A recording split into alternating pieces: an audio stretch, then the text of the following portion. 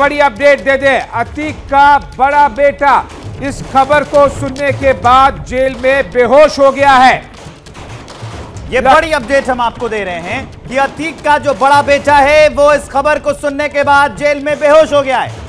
लखनऊ की जेल में ही अतीक का बड़ा बेटा, और इसीलिए ये खबर किस तरह से अलग अलग तरह से प्रतिक्रिया दे सकती है अलग अलग इलाकों में, इसको लेकर न केवल उत्तर प्रदेश पुलिस बल्कि एडिशनल फोर्सेस भी पूरी तरह से तैयार है और तैनात है। संजय, अतीक का बेटा बेहोश हो गया इस खबर को सुनने के बाद।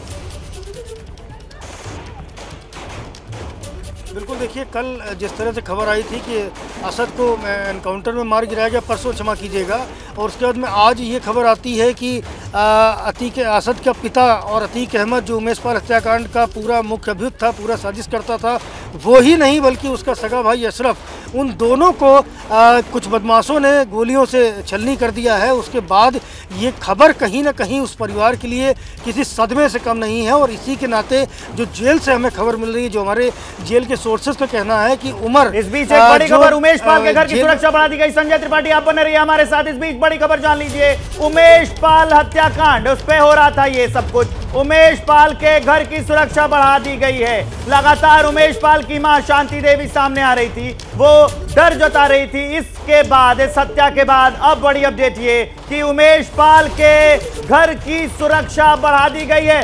इस समय उत्तर प्रदेश प्रशासन के पास सबसे बड़ा काम और सबसे बड़ा सवाल यही है कि प्रदेश में कैसे सुरक्षा व्यवस्था बनाई रखी जाए। संजय त्रिपाठी के पास चलेंगे। संजय, इस समय उत्तर प्रदेश में सबसे बड़ा सवाल यही है कि पूरे प्रदेश को शांत रखा जाए, कहीं कोई अप्रिय घटना ना हो, इसलिए उमेश पाल के घर की भी सुरक्षा बढ़ा दी गई है। Sanjay, over to you.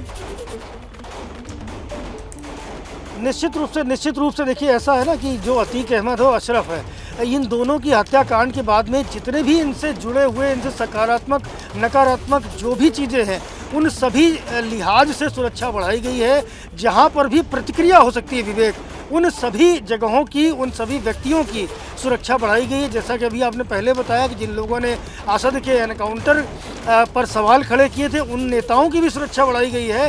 तो ऐसे में उमेश पाल, जिनकी हत्या हुई थी और जिनकी हत्या के सिलसिले में पुलिस कस्टडी में पूछताछ के लिए अतीक अहमद और उसका भाई अशरफ रखा गया था, उनकी हत्या के चलते उमेश पाल के जो परिजन है, उनका जो घर है, वहाँ सुरक्षा बढ़ाई गई। हालांकि उमेश पाल की हत्या के बाद भी उमेश पाल के घर की सुरक्षा बढ़ाई गई थी, लेकिन अब चूंकि अतीक अहमद और अशरफ दोनों का कत्ल हो चुका है, इस लिहाज से इन दोनों के इस घटना के बाद से जिस तरह से लगातार हर एक एंगल से सुरक्षा बढ़ाई जा रही है उत्तर प्रदेश में, क्या ये एहतियातन कदम उठाए जा रहे हैं या फिर ये 3 शूटर्स जिन्हें हिरासत में लिया गया है, उनके इंटरोगेशन में कोई जानकारी निकलकर सामने आई है कि उनके निशाने पर शायद कुछ और लोग भी थे?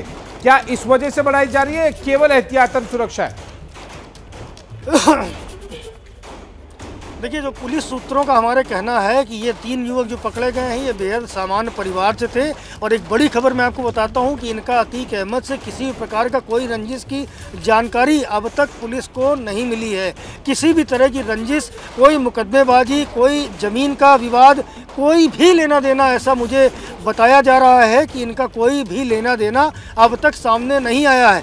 ऐसे में इनकी हत्या के पीछे का मोटिव क्या है, ये अभी बहुत कुछ सामने आने बाकी है। लेकिन जिस तरह से इन्होंने धार्मिक नारे लगाए थे, जय श्री राम का नारा लगाते हुए, और खुद को सरेंडर किया है, वो कहीं ना कहीं सेंसिटिव पूरे मामले को बनाता है। और इसी लिहाज से, इसी संवेदनशीलता को देखते हुए पूरे प्रदेश को हाई अलर्ट रखा गया है। और इस घटना की कोई भी प्रतिक्रिया ना होने पावे, इसके लिए लगातार प्रयास किए जा रहे हैं। सभी जो वरिष्ठ पुलिस अधिकारियों से लेकर के और नीचे थाना और चौकी तक के फोर्स को अलर्ट किया गया है और उन्हें साफ तौर पर निर्देश दिए हैं कि अपने अपने क्षेत्रों में, अपने अपने इलाकों में लगातार गश्त करें। जो संवेदनशील इलाके हैं, जहां मिश्रित आबादी रहती है, वर्ग विशेष बहुल इलाका है, वहां पर लगातार गश्त करें।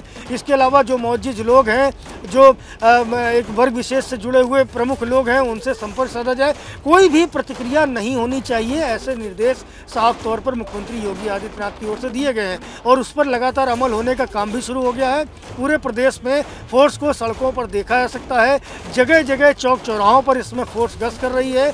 जो रिजर्व फोर्स होता है पुलिस लाइन में या पैरामिलिट्री फोर्सेस, उन सभी को कॉल किया गया, इन सभी को भी बुलाया गया है और आवश्यकता अनुसार उनका भी डिप्लॉयमेंट किया जा रहा है, उनका भी इस्तेमाल किया जा रहा है। तो लगातार संवेदनशीलता बढ़ी हुई है। हम लोग भी सड़कों पर जब निकल रहे हैं तो लगातार पुलिस की गाड़ियां हूटर बजाते हुए निकल रही हैं, लगातार गश्त हो रही है।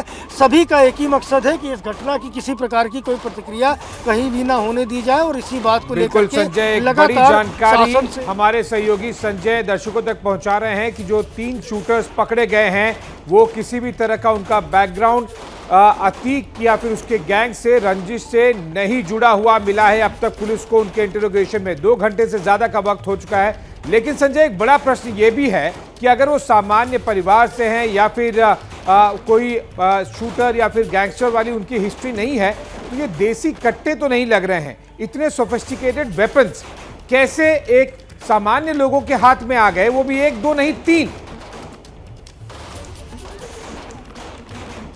ये एक बड़ा सवाल है और इसी की छानबीन जो है पुलिस टीमें कर रही हैं। जिनके पास ये तीनों युवक हैं, इन तीनों को कस्टडी में लेकर लगातार पूछताछ की जा रही है और यही जानने की कोशिश की जा रही है कि आखिरकार ये जो सेमी ऑटोमेटिक पिस्टल्स है, जो हमें बताया जा रहा है सेमी ऑटोमेटिक पिस्टल्स हैं, इनको लेकर के ये कहाँ से लेकर के आए हैं और अगर लेकर के आए हैं तो ये देने वाला कौन था।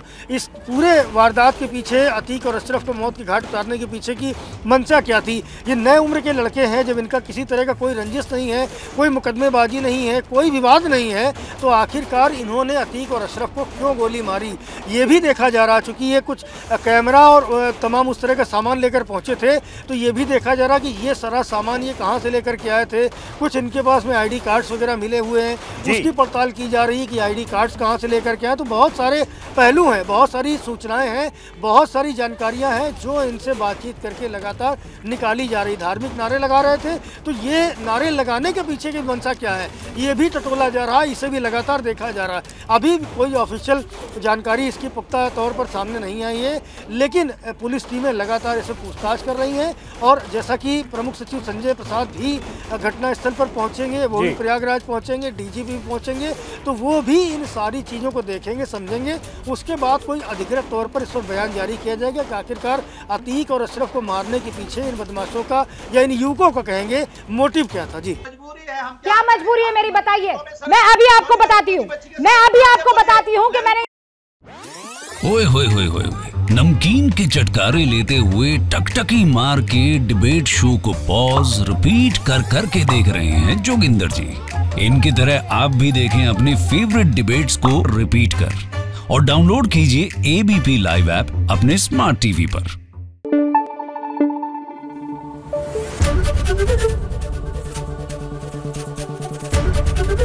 ABP न्यूज आपको रखे आगे।